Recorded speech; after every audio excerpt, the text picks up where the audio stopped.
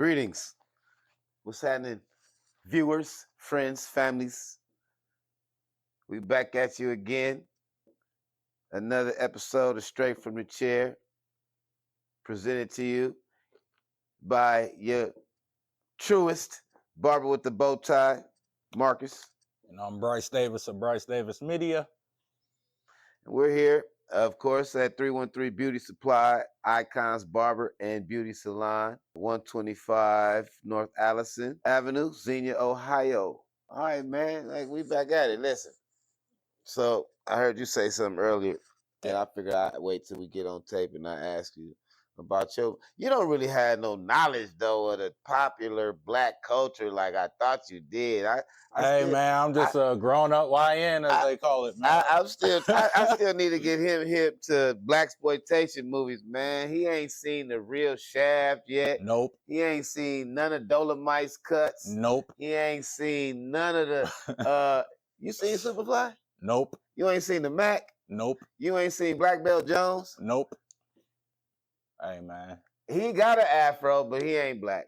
He ain't black, y'all. We're going to have to get him together. So as our episodes grow, his knowledge going to grow on popular 60s, 70s, and 80s black culture. Man, so what's good? Oh, man. A whole lot's been going on, man, especially being in the shop. You see some interesting things up here, right? So, a lot of times you might see a lot of biracial children, you know what I'm saying? And usually it's white women with black men, that tends to occur way more. So I was having a conversation with, so this is a quick, cool, all right, man, listen. I have two friends that are black women who were married to white men. And of course, their children are biracial, and their children are beautiful. I thought about having a mixed kid just because I wonder what me and the other brother woman's could create. But for real. We've as black folks, we be curious about what it looks like. That's a common thing to mix race. You know what I mean? And it's funny you bring it up because one of my braiders, Miss Yvette, showed me a picture of a little kid who was 2 years old, and her hair came up like the treasure trove. You remember? I don't know if you. Yeah. You remember the treasure trove? Yeah, it goes with the colorful hair. Yeah. So her hair came, but it wasn't, and it was matted. I mean, she had thick natural hair, like ethnic hair. You can tell, like maybe mom had German in her family and then daddy being black. That combination of hair, it produces a serious situation. Like, so, I mean, it's 4C hair all times two. You know what I mean? If you don't know what 4C hair is, that's the most coarse style of hair. And this girl is 2 years old, and she just has this mound of fro on her hair that looks matted. And Yvette couldn't take the job because she said it would be torture for the girl to comb it through. So to comb through it just so that she could be able to braid it. So the moral of this story is, white mothers, ask questions, please. When you have a child whose hair takes that of your African counterpart, like, I don't even like to use the term black, but if you're dating a person of color and your child is mixed and their hair comes out more coarse than straight, and you have no experience with that, seek a friend at church, at a community center, a rec center. A female would love to help you with your daughter's hair. Come to Icons Barber and Beauty Salon, 313. We will help you with your hair, your child's hair. I've seen this year more than any women who neglect their child's hair because it's coarse. And that turns them into, it makes the child be embarrassed and hate their own hair because the mother shows a level of hate towards the hair. Hair is a beautiful thing. It's used to adorn, as an adornment. And we should do everything we can to take care of our hair, to keep it moisturized, combed, braided. And that is the best thing a white mother can do with a mixed child, is keep the hair braided if you can't do anything else. Yeah, and I was going to even say, I have a white dermatologist, right? Right. And I was having some issues with my scalp or whatever. And she told me I need to wash my hair and shampoo it every 2-3 days. I was just looking at her like, No. we can't do that. Right. We would dry the hair out, all types of problems. If you don't know, shoot, like with my daughter, for example, she may wear braids for, let's say, 2-3 weeks. And you let it breathe for a little bit. During that time, after it breathes, you're getting close to the 4th week. You can shampoo it up, condition it, and clean it out and whatnot. And then, you can put the protective style back in. But, I can't just wash my daughter's hair, every single week, like every other day or nothing like that, because she has 4C hair like me for the most part. So, Right. There's definitely a difference in how we approach hair than, people of European descent, Yeah, I mean, our body chemistry is different. Oh, yeah. Our eating habits are different, and the obvious, our hair strands are different. Our hair is coiled, tight coils. Their hair is super relaxed. Can we talk about that? The Huh? differences of ethnicities, especially in America, how we have like BMI charts that are based off of white people, Right. and being black, we tend to have thicker bones. Even let's say you take a testosterone test, Right. we tend to have higher testosterone. So the base the test off of Europeans, which this country's been founded upon,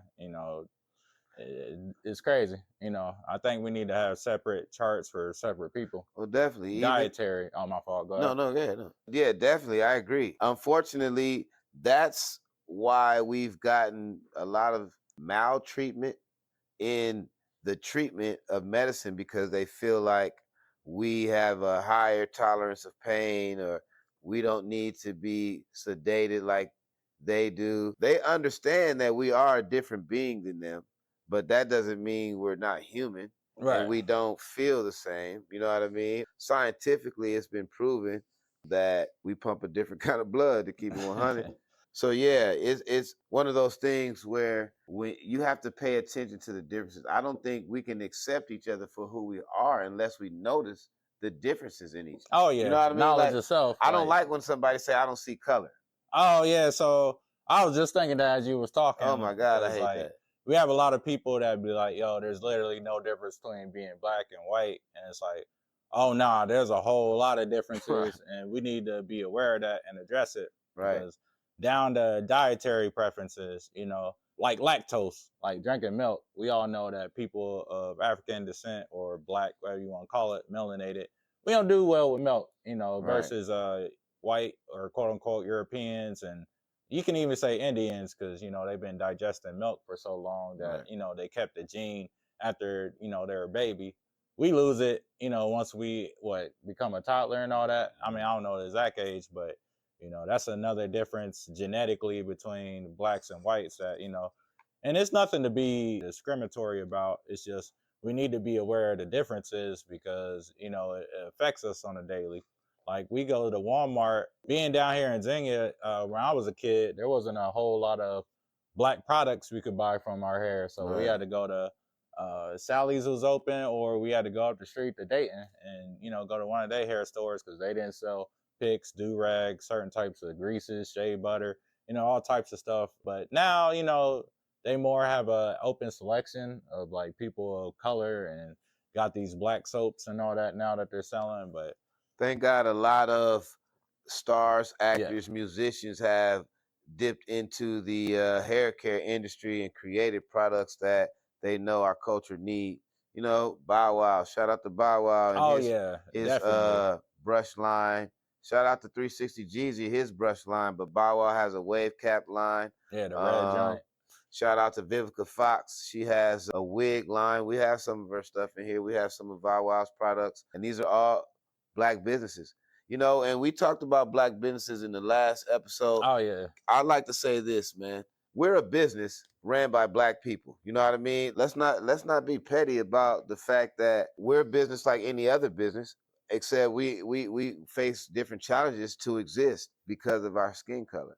So, the big thing was should you support a black business because it's black? Well, if you consider yourself black and they consider themselves a black business, the answer is obvious. You know what I mean? Should you support them if they give shitty service? Well, I don't support any business. You know, I don't support any business that gives shitty service. But I'm not going to highlight any protest against black businesses because they're soliciting my support for that specific reason. Most people voted for Barack because he was black. Oh, 100%. You know, the first time, you know what I mean? I voted for him once. For sure. I voted for him the first time. But he didn't do nothing for the black community, and niggas are still loving him. No disrespect, Obama. I love you, but you ain't do shit for us. Okay, Obamacare. Obamacare, you know, but that everybody ain't got some cell phones. Okay, and the Obama phone. I'm sorry, you know. I just believe that support is real, man. We're only as good as our support system, and that's even as an individual. You know, you're only as good as your support system, and sometimes you solicit the wrong type of support to win, but you're still only as good as your support system. Oh yeah. Which brings me to something you had mentioned about people pleasers. I don't know where you got the what you was going through at the time, but no, so I've been talking with a couple of people lately, right? And this usually affects people's family dynamics. Like they got a what's the word? Dysfunctional family. Mm-hmm. And they're trying to navigate how to keep everybody happy.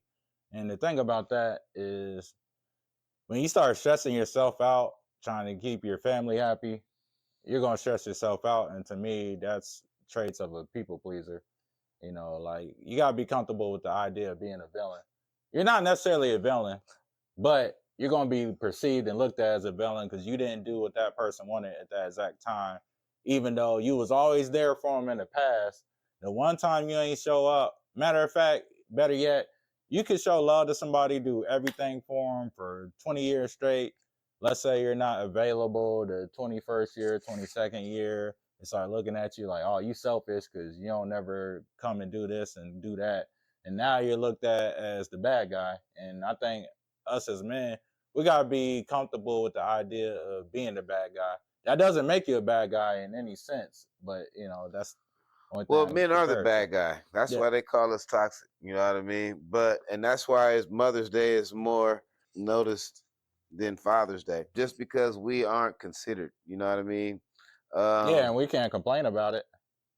No, I mean, no, we should. I mean, it's a lot of things, man, and that goes from that. We can't. They say we can't complain. We say we can't complain because we are not used to being in the arena of expressing our emotions. Right. I mean? Exactly. That's why. And women aren't used to. They nowadays the whole campaign. That's the word I was looking for. The campaign behind having an emotional intelligence requires men to step up and learn how to articulate their feelings, but it also positions women to be aware of the fact that that's needed, if that makes sense. Oh yeah, you know what I mean? Because we gotta be able to interpret our emotions, and believe it or not, I would almost want to argue most men either misread their emotion or like because a lot of times we're taught to ignore it, or because a lot of times when we get angry, it should turn into action, but it gets turned into the wrong action. Right. You know what I'm saying? Like you got a drink in your hand, somebody bumps into you, they make you spill your drink, and you know you want to snap. The impulse is, oh, you gonna give me another drink, or you know I'm gonna put hands on you. Right. And the response, the biological response, is to get angry, to take action, but it might not necessarily be take action to put hands on them. I feel you. So it's just about position, man. Like when you first started talking about people pleasers, I thought about mothers and sons. You know what I mean? And I thought about how no matter how bad a son can be, a mom is still going to kind of do things to pacify him. You know what I mean? Oh, 100%. Or to even adore him when it should be a time for restraint, time out, sit your ass down. You need to think about what the fuck you've been doing lately. Like, yeah, you know absolutely. what I mean? And to add to that, you know, it's one of those things where like, what is the motivation behind your act to please this person? You know what I mean? Like, what do you? Is it because of an insecurity within? You feel like Usually, you don't want somebody to be mad at you, or you always want to be a part of the in crowd? You know what I yeah, mean? and it usually is deep rooted from your childhood. Respect. So, you know how we say I'm equally introverted as I am extroverted.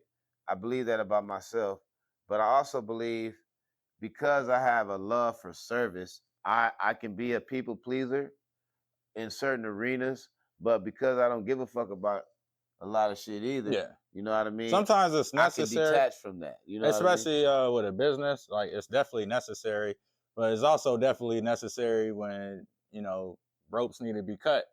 That's why I believe it's important that children grow up with a mother and a father that balance Right. because we tend to show unconditional love differently. You know what I'm saying? Like it can be interpreted as, oh, Unconditional love. Is that do you believe that exists? What but is unconditional? Is there a definition for unconditional love? like I unconditionally love my child for the most part. It would be very hard for there to be conditions for me to unlove and have to cut my own child off. But like, and a rare example would be 50 Cent with his son. Like, yo, his son actually reached a level to where he was just like, yo, you cut off. Right. But women, on the other hand, what did Chris Rock say? The most famous saying of all time: women only unconditionally love, was it children and dogs, Right. and men under the condition that you provide value. Right. And that's understandable. Like I don't complain about it. Like I'm not mad that she only likes me because I got money and I'm doing something with myself. Like, hey, it is what it is. That's the game. Yeah, my kids, they will get unconditional love. They will always have me to support Yeah. them in the shit that's going to make them a better person. I don't think we take the word phrase too literal though. Huh? Unconditional think I love do. is not a phrase that we take literal. Because there are conditions to Right. where you can be cut off, but Right. that's But very rare and extreme to do that. yeah, I don't even know why. I don't even know why. Because I think God had conditions. That's why he, you know what I mean? I don't, 100%. I think God had conditions, man. You know what I mean? So I don't, Boundaries, I say, yeah. be careful with how you use that word in context. Because when a woman uses that, we have to rephrase that. Like, because there are conditions to everything. Yeah. There are conditions to everything. Like, so maybe we need to redefine it as a different phrase then, excuse me, a little because indigestion. Huh? if we explain unconditional love, men are going to hear it differently than women, and their Right. interpretations of it's going to be different than men. So, Well, a woman, her conditions, like Chris Rock said, unless you can provide for her, and that's cool because yeah, it's cool. that was the social construct from the beginning of time. Yeah. You know what I mean? Like, so man, I be on my juice shit. I fell off the last couple of weeks, Oh, yeah. but Sharnetta, she be making it. Oh, matter of fact, she has some more sea moss. Oh yeah, okay. Yeah. Okay. So y'all, we trying to eat healthy. We trying to establish 100%. I say IBS been kicking my ass, so I'm trying to get back on top. I don't think I have that, man, but I just know I'm so regular, it's scary. Like I can eat. Oh, you'll know. Huh? You'll know, like when you can't get out of bed because your stomach just cramped up. Oh. You can't go out because you're thinking, is there a bathroom nearby? Oh yeah, you'll know. Or if you get anxious or excited and that causes, well, I don't know how normal that is, but that causes you to go. Oh yeah, you'll know. So yeah. I didn't know it was like that. Well, I don't have it then. I don't have it. I can keep going. You might go to a friend's house, they made some food for you, and you're like, I don't know if I can eat that, because if I eat that, you know what I'm saying? It's over. It's over. So yeah, that's that. You'll definitely know it's IBS. If anything I just said pertains to you, I've been dealing with it for years and didn't know until recently with the flare-ups. It's just like, oh my God. Yeah. Yeah, we gotta stay on top of our health, man. Yeah, I don't have that. Lucky you. Right. Thank you, Jesus. I don't have just that. eat what you want. Right. I still can't eat what I want though, because it's still right. not a good situation at when it's time to get rid of it. You know what I mean? But I've been juicing, and I'm starting to get back on it. I started taking the minerals and the soursop and sea moss and the Oh yeah, I've been doing the sour elderberry. sop. Yep. My lady makes the elderberry with the sea moss. She makes the sour sop with the sea moss. Oh I don't man. like the texture, but I'm getting used to it. And I feel a difference inside. You know, we carry Yeah. a lot of those Toxins and parasites and all types of right yeah. nasty stuff Yeah. inside us. You know what I mean? So it helps Gotta to flush it out. flush Detox it it out. all out, man. But my departing words of wisdom, not to go back too far, but it's just the health, man. Stay on top of your health. Because Right. if you're listening to this and, you know, say you're in your 20s, you're anything like me, you think you're invincible, you take pride on how much you can drink and smoke and eat and not deal with no repercussions later. I'm telling you. And what I say, if you're really like me, it's not even going to get through to you because I know how I was. But whenever you start feeling sick or you get the flu and you start thinking to yourself like, yo, I need to make some changes, it's just better to go ahead and do it because you never know how it's going to manifest in your body Say years that, later. man. I have to go and schedule a doctor appointment. I ain't honestly haven't been to the doctor in maybe 3 years. Oh, wow. I'll see Right. mine next week. Yeah, so I got to get on it, man. You know, I might have some reports on. We all gonna have some reports on how our appointment went when we went to the doctor. Oh, yeah. Blood tests and all that. I think that'd be an interesting video to make.